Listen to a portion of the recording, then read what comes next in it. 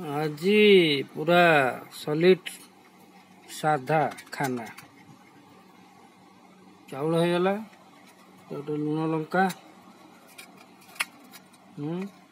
काकुड़ी salad दही दिया salad ready आलू चोखा सॉलिड आलू चोखा पूरा घरे तैयारी बैगण भर्ताटा ही तेल फल पड़ी पूरा चकटा चकटी अच्छी एटा तो स्पेशलटा टमाटो